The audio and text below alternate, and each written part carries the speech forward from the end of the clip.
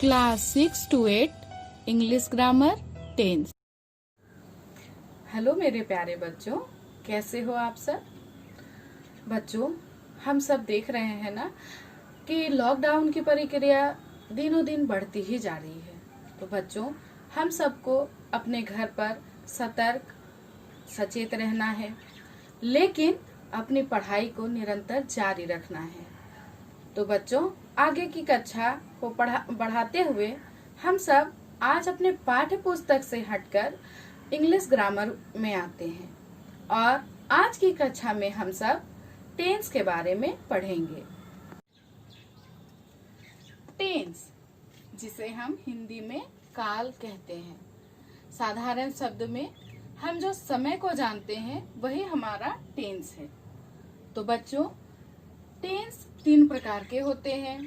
Present tense वर्तमान काल, past tense भूतकाल, फ्यूचर टेंस भविष्यत काल। और ये तीनों के भी 4 भाग होते हैं, जैसे इंडेफिनिट, कंटिन्यूअस, परफेक्ट और परफेक्ट कंटिन्यूअस। इस तरह से बच्चों, टेंस के 3 प्रकार और उन तीनों के 4 प्रकार, टोटल 12 प्रकार। तो इस तरह से कहा जा सकता है कि टेंस 12 प्रकार के होते हैं। तो जैसे हम सभी आइए देखते हैं। Present indefinite, present continuous, present perfect, present perfect continuous. ठीक उसी तरह से पास्ट टेंस में past indefinite, past continuous, past perfect, past perfect continuous. Future tense में future indefinite, future continuous, future perfect, future perfect continuous tense. तो बच्चों, अभी हम लोग संक्षिप्त रूप में यह जान गए कि टेंस के 3 प्रकार, तीनों के 4 प्रकार, जिससे टोटल 12 प्रकार बनते। लेकिन आज की कक्षा में हम सब प्रेजेंट टेंस के बारे में डिटेल्स में पढ़ेंगे। प्रेजेंट टेंस वर्तमान काल। वर्तमान काल यानी प्रेजेंट टेंस में हम लोग सबसे पहले प्रेजेंट इंडेफिनिट टेंस को जानते हैं। तो बच्चों, प्रेजेंट इंडेफिनिट टेंस की पहचान होती है, इस टेंस के जो वाक्य होते हैं उनके अंत में ता है, ते है, ती है, ताहू लगा होता है। और इसके बनाने के मेथड होते हैं subject plus V1 verb 1 plus object, या subject plus verb 1 plus S या ES प्लस ऑब्जेक्ट। तो अब सबसे पहले बात आती है बच्चों कि हम V1 और V1 प्लस S या ES का प्रयोग कहाँ करते हैं। तो इसके लिए आइए जानते हैं कि फर्स्ट पर्सन I, V में हम सब V1 का प्रयोग करते हैं, यानी वर्ब का पहला रूप का प्रयोग करते हैं। जैसे I प्ले, मैं खेलता हूँ, We प्ले, हम खेलते हैं।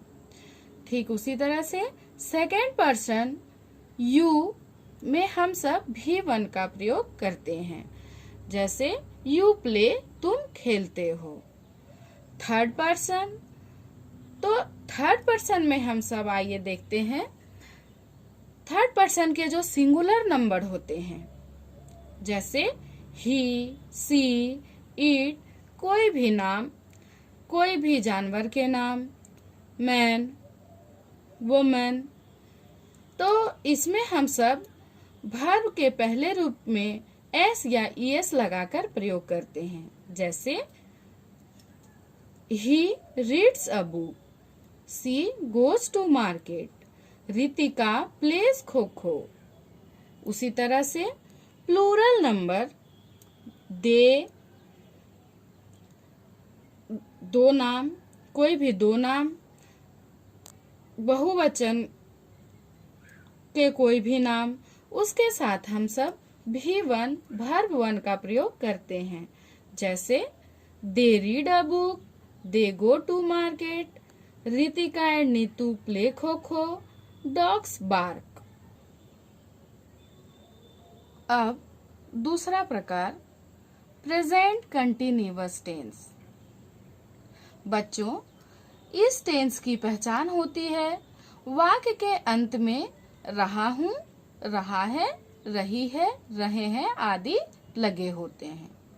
और इसे बनाने का मेथड है एस यानी सब्जेक्ट प्लस इज या एम या आर प्लस वर्ब पहला प्लस आईएनजी प्लस ऑब्जेक्ट। और ये मेथड हम सब अफर्मेटिव सेंटेंस में यूज करते हैं। उसी तरह से नेगेटिव सेंटेंस में हम subject plus is am are plus not plus V1 verb 1 plus ING plus object लगाते हैं।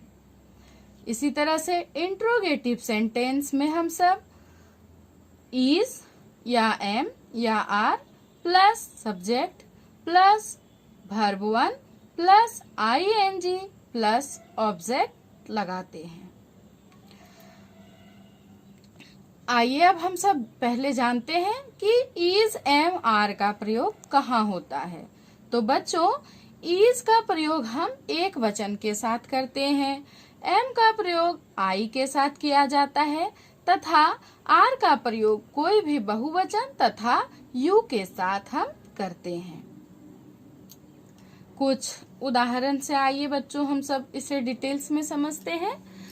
तो अफर्मेटिव सेंटेंस साधारण वाक्य में हम देखते हैं, अपना इस मेथड को लागू करते हैं। जैसे मैं किताब पढ़ रहा हूँ, I am reading a book, वह एक पत्र लिख रहा है, he is writing a letter, तुम फुटबॉल खेल रहे हो, you are playing football. Negative sentences में इस मेथड को अब लगाकर देखते हैं। मैं किताब नहीं पढ़ रहा हूँ, I am not reading a book, वह पत्र नहीं लिख रहा है, he is not writing a letter, तुम फुटबॉल नहीं खेल रहे हो, you are not playing football. Interrogative sentences में इस मेथड को लगाकर देखते हैं। क्या मैं किताब पढ़ रहा हूँ, am I reading a book, क्या वह एक पत्र लिख रहा है, is he writing a letter, क्या तुम फुटबॉल खेल रहे हो, आर यू प्लेइंग फुटबॉल। हम लोग एक शब्द में अगर इसके एक वाक्यों में इसके प्रयोग को देखते हैं तो देखेंगे कि ऐसे का मतलब प्रेजेंट कंटिन्यूअस टेंस का प्रयोग ऐसे कार्य को दर्शाने के लिए किया जाता है जो बोलते समय हो रहा हो। जैसे I am watching TV, you are cooking food. और ऐसे कार्य को भी दर्शाने के लिए हम सब इसका प्रयोग करते हैं जो सामान्य रूप से चल तो रहा है पर जब बात को बोला जा रहा है तब वह कार्य नहीं हो रहा है। जैसे Ravi is writing poems these days. और तीसरा इसका प्रयोग होता है जब हम सभी कोई भविष्य के अपनी प्लान बताते हैं, आगे के समय में जो हम कुछ कार्य करने वाले होते हैं उसे बताते हैं, तो वो बताने के लिए हम सब प्रेजेंट कंटिन्यूअस टेंस का प्रयोग करते हैं। जैसे Sita and Ram going to Ranchi next week. अब हम सब प्रेजेंट टेंस के तीसरे भाग प्रेजेंट परफेक्ट टेंस पर आते हैं। तो बच्चों, इस टेंस की पहचान होती है कि इसके वाक्य के अंत में चुका है, चुकी है, चुके हो, चुके हैं, चुका हूँ लगा होता है। और इस टेंस को बनाने के मेथड्स हैं। साधारण वाक्य अफर्मेटिव सेंटेंस के लिए सब्जेक्ट प्लस हैज या हैव प्लस वर्ब तीसरा प्लस ऑब्जेक्ट। नेगेटिव सेंटेंस को बनाने के लिए इसका मेथड होता है सब्जेक्ट प्लस हैज या have plus not plus verb तीसरा प्लस ऑब्जेक्ट। और इसी तरह से इंट्रोगेटिव सेंटेंसेस में इसे लागू करने का मेथड होता है हैज या have plus subject plus verb तीसरा प्लस ऑब्जेक्ट। अब सबसे पहले हम सब जानेंगे कि हैज या हैव का प्रयोग कहाँ किया जाता है। तो बच्चों, एक वचन के साथ हम हैज तथा आई और बहुवचन यू के साथ हम सब हैव का प्रयोग करते हैं। अर्थात हम सब समझ गए कि एक वचन सभी एक वचन के साथ हैज का प्रयोग करेंगे, आई यू, और सभी बहुवचन के साथ हम सब हैव का प्रयोग करेंगे। अब इसे पूर्ण रूप से समझने के लिए हम सब कुछ उदाहरण में आते हैं। तो अफर्मेटिव सेंटेंसेस के उदाहरण जैसे श्याम बाजार जा चुका है, Shyam has gone to market. मैं खाना खा चुका हूँ, आई हैव ईटेन मील्स। वे फुटबॉल खेल चुके हैं, they have played football. Negative sentences के एग्जाम्पल्स, राम बाजार नहीं जा चुका है, Shyam has not gone to market. मैं खाना नहीं खा चुका हूँ, I have not eaten meals. वे फुटबॉल नहीं खेल चुके हैं, they have not played football. Interrogative sentences के एग्जाम्पल है, क्या श्याम बाजार जा चुका है, has Shyam gone to market. क्या मैं खाना खा चुका हूँ, हैव आई ईटेन मील्स। क्या वे फुटबॉल खेल चुके हैं, हैव यू प्लेड फुटबॉल। अब हम सब देखेंगे प्रेजेंट परफेक्ट टेंस का प्रयोग आखिर होता कहाँ है। तो जो काम खत्म हो चुका है उसे बताने के लिए हम सब प्रेजेंट परफेक्ट टेंस का प्रयोग करते हैं। जैसे I have read this book. दूसरा प्रयोग, जो काम हो चुका है और उसका समय हम सभी को ज्ञात नहीं होता है, उसे बताने के लिए भी हम सब प्रेजेंट परफेक्ट टेंस का प्रयोग करते हैं। जैसे he has seen the temple. करो। अब हम सब प्रेजेंट टेंस के चौथे भाग प्रेजेंट परफेक्ट कंटिन्यूअस टेंस पर आते हैं। इस टेंस के वाक्यों की पहचान होती है कि इसके अंत में कोई समय के साथ रहा है, रहे हैं, रही है, रहा हूँ आदि लगे होते हैं। इस टेंस के वाक्य को बनाने का मेथड होता है सब्जेक्ट प्लस हैज बीन या हैव बीन प्लस V1 में ing लगा होता है प्लस ऑब्जेक्ट प्लस सिंस या फॉर प्लस टाइम। ये मेथड अफर्मेटिव सेंटेंस के लिए। इसी तरह नेगेटिव सेंटेंस का मेथड होता है subject plus has not been या have not been plus V1 में ing plus object plus since या फॉर प्लस टाइम। इसी तरह से इंट्रोगेटिव सेंटेंसेस के मेथड होते हैं हैज या have plus subject plus been plus V1 ing plus object plus since या फॉर प्लस टाइम। इस मेथड को आइए हम सब एग्जाम्पल के द्वारा समझते हैं। अफर्मेटिव सेंटेंस के एग्जाम्पल हैं राम सुबह से पढ़ रहा है। Ram has been reading since morning. मैं 5 वर्षों से रांची में रह रहा हूँ। I have been living in Ranchi for 5 years. Negative sentences के एग्जाम्पल हैं। राम सुबह से नहीं पढ़ रहा है। Ram has not been reading since morning. मैं 5 वर्षों से रांची में नहीं रह रहा हूँ।